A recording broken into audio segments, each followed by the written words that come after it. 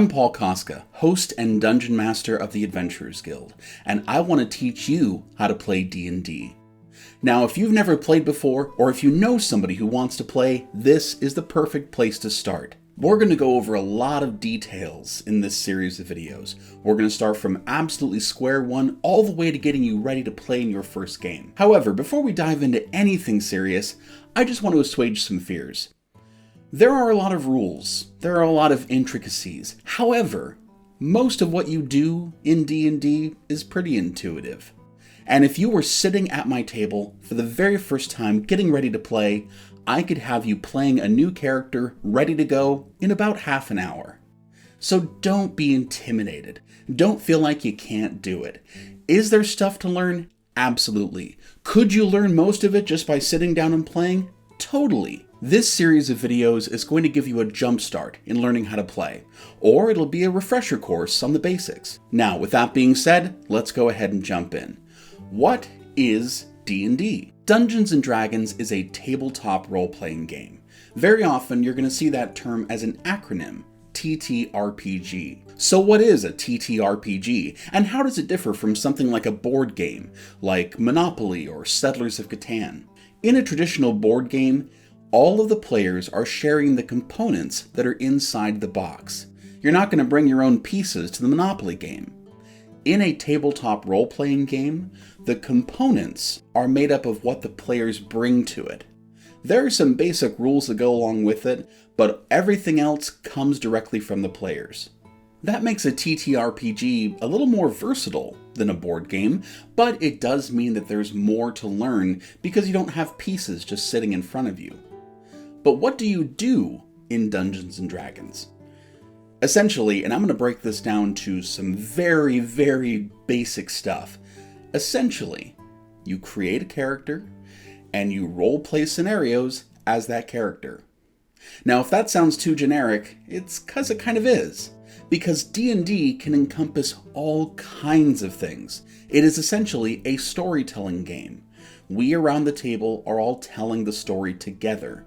There is a dungeon master, sometimes called a game master, who is leading the story, dictating how things go, making judgments, shaping the narrative, but it's all cooperative. We're all doing it together. D&D can encompass all kinds of stories.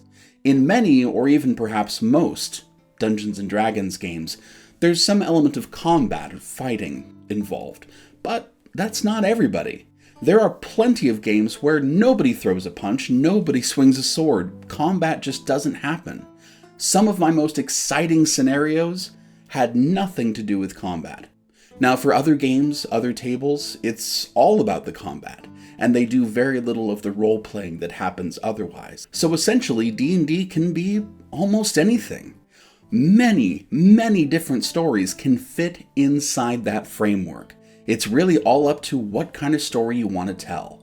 So what do you need in order to play your first game? What do you have to buy? Well, you might be surprised to hear me say that you don't have to buy anything. You don't have to buy a single thing. In fact, I would suggest not buying anything until after you've played your first game. So there are some things you might need in order to play.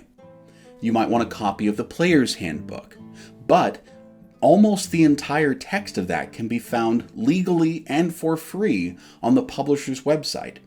You'll definitely want a character sheet, but again, you can find that legally for free on the publisher's website. You'll want some kind of dice to roll with, but that doesn't mean you have to go out and buy dice. Just Google dice roller. There are so many online rollers, and in fact, Google's own dice roller in the browser is one that I use all the time. Sometimes it's a little inconvenient to roll 10 d6s. It's a lot easier just to click some buttons. So in saying this, what I'm really saying is that the only investment that's required is your time and effort and imagination. You do not have to spend a single dime in order to play in your first game. You just have to put some time into it. So what did we learn? We learned that Dungeons & Dragons is a tabletop role-playing game. That's a kind of storytelling game that can involve all kinds of scenarios, where you create a character and role-play those scenarios. There can be some combat involved, or not, all depending on the kind of story you want to tell.